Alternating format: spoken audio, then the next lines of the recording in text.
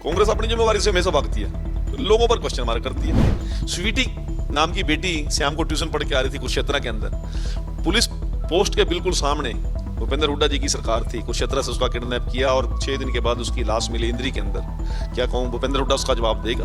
भूपेंद्र हुड्डा केवल 12 विधानसभा तक सीमित है, सोनीपत और झज्जर और रोहतक, इसके बाहर कुछ है नहीं है। मैं आप सभी के माध्यम से एक बात कहना चाहता हूं, भूपेंद्र हुड्डा का यह आखिरी चुनाव है और भूपेंद्र हुड्डा के साथ ही कांग्रेस की भी ये आखिरी राजनीति होगी। हरियाणा में दोबारा कांग्रेस का कोई नाम लेने वाला बचेगा नहीं। पंजाब केसरी में आप सबका स्वागत है। मैं हूं चंद्रशेखर धरनी। इस वक्त कृष्ण बेदी जो पूर्व राजनीतिक सलाहकार रहे हैं, मुख्यमंत्री के पूर्व मंत्री रहे हैं हरियाणा सरकार में, तथा वर्तमान में बीजेपी के प्रवक्ता हैं, आज चंडीगढ़ के अंदर मौजूद है। बातचीत करेंगे उनसे।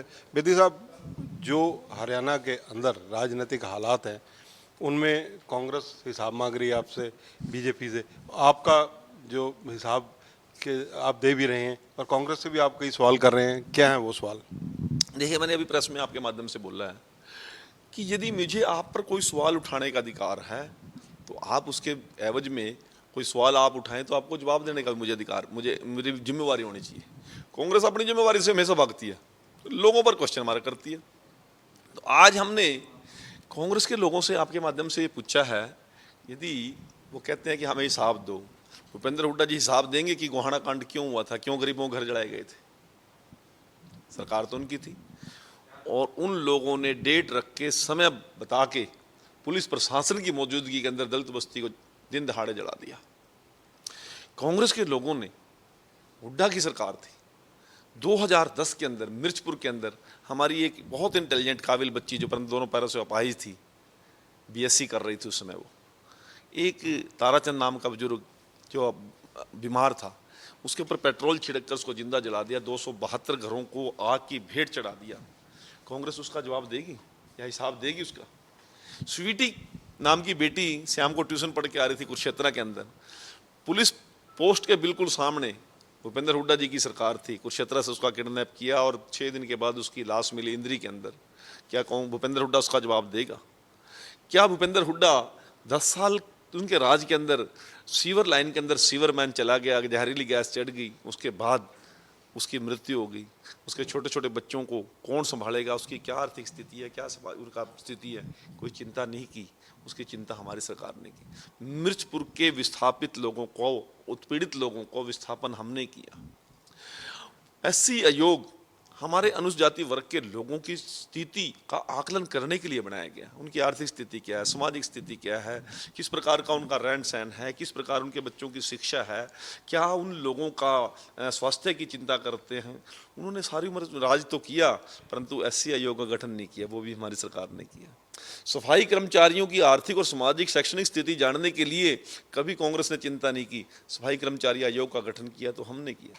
वो संविधान की प्रतियां उठा के घूम रहे हैं पूरे हरियाणा में, देश भर में, परंतु 1966 से लेकर 2021 तक डॉक्टर BR अम्बेडकर जी के, जिन्होंने संविधान निर्माता हैं, जिसकी कस्में उठाकर हम लोग शपथ लेते हैं, वो तो उन्होंने सब किए, परंतु डॉक्टर BR अम्बेडकर जी को हरियाणा विधानसभा के अंदर मान सम्मान देने की बात की, तो उनका स्टैच्यू एस्टैब्लिश करने की बात आई तो वो 2021 के अंदर मनोहर लाल जी की सरकार करती है। भगवान वाल्मीकि जी के नाम पर पहली बार कोई यूनिवर्सिटी बनती है तो वो हरियाणा के अंदर मनोहर लाल जी की सरकार बनाती है। भूपेंद्र हुड्डा जी को यूनिवर्सिटी बनाने का तो पता था, पर वो बने रणवीर हुड्डा जी के नाम पे, किसी महापुरुष के नाम पर मत बने। बीजेपी और कांग्रेस दोनों का अगर कहा जाए ध्रुवीकरण, इस वक्त फोकस जिसको कहा जा सकता है वो जीटी रोड बेल्ट या दक्षिण हरियाणा पर है। तो जीटी रोड पर बीजेपी को कम बैक करने के लिए किस प्रकार की और मेहनत की जरूरत है, क्या मानते हैं आप? कम बैक तो तब करें यदि हम कहीं हों तो कहीं। हम पहले भी मजबूत थे, आज भी मजबूत हैं। भूपेंद्र हुड्डा केवल 12 विधानसभा तक सीमित है, सोनीपत और झज्जर और रोहतक, इसके बाहर कुछ है नहीं है। आज परिस्थिति नायब सिंह सैनी जी ने आज जनता के बीच में रात के 2 बजे भी जागकर ऐसी पैदा कर दी है कि भूपेंद्र हुड्डा को रात दिन नींद नहीं आ रही। उसको तो सपना लगता है कि मेरा बेटा जीते जी तो, मेरे जीते जी तो कभी मुख्यमंत्री बनेगा नहीं। आज वो तड़फड़ा रहा है क्योंकि उसने पूरी लीडरशिप को खा गया। वो किरण चौधरी हो, रणजीत चौटाला हो, कुलदीप बिश्नोई हो, चाहे धर्मवीर सिंह जी हों, चाहे राविंदरजीत सिंह हो, चाहे रमेश कौशिक रहे हों, नवीन जिंदल रहे हों, उन्होंने सबको कांग्रेस से चलता कर दिया। इसलिए चलता कर दिया कि मेरे बेटे के रास्ते में कोई आड़े ना आ जाए। और आज स्थिति क्या है, केवल अशोक तंवर और शैलजा को ही अपमानित नहीं किया, पूरे दलित समाज को उसने अपमानित करने का काम किया। अभी वो शैलजा जी बहन जी जीत के गई थी, 4 सांसदों को तो वो अपने निवास स्थान पर बुलाकर सम्मानित करता है और बहन शैलजा को वहाँ पर बुलाता नहीं, उसको सम्मानित भी नहीं कर सकता। इन लोगों की किस प्रकार की सोच है महिलाओं के प्रति, दलित के प्रति, आप लोगों से छुपी हुई बातें नहीं है। मैं आप सभी के माध्यम से एक बात कहना चाहता हूँ, भूपेंद्र हुड्डा का ये आखिरी चुनाव है और भूपेंद्र हुड्डा के साथ ही कांग्रेस की भी ये आखिरी राजनीति को होगी। हरियाणा में दोबारा कांग्रेस का कोई नाम लेने वाला बचेगा नहीं। अशोक तंवर, किरण चौधरी, जिन लोगों के आप नाम ले रहे हैं, एक दो को छोड़कर अधिकांश तो अब बीजेपी में है। तो इसके उत्पीड़न से तो आए ना वो, कि जिस कांग्रेस की हवा की बात कह रहे हैं, यदि कांग्रेस की हवा होती तो किरण चौधरी को ही इनको छोड़ के आती क्या? कहीं कांग्रेस की हवा नहीं है, कहीं कांग्रेस का कोई नाम लेवा नहीं है। सबसे बढ़िया मजबूत यदि दल दमखम यदि किसी नेतृत्व में है तो भारतीय जनता पार्टी में है। युवा नेतृत्व आज किसी के हाथ में है तो भारतीय जनता पार्टी के पास है। और देश का मजबूत नेतृत्व, बेदाग नेतृत्व किसी के पास है तो बीजेपी के पास है।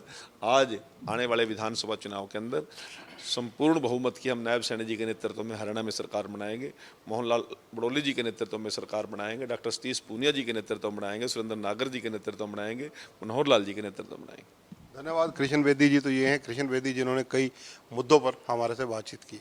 कैमरामैन संजय सिंह के साथ चंद्रशेखर धरनी, पंजाब केसरी टीवी, चंडीगढ़। हमसे जुड़े रहने के लिए हमारे YouTube चैनल को सब्सक्राइब करें और नई वीडियो की नोटिफिकेशन के लिए बेल आइकॉन को दबाएं। अगर आप ये वीडियो Facebook पर देख रहे हैं तो लाइक जरूर करें और ज्यादा से ज्यादा शेयर करें। धन्यवाद।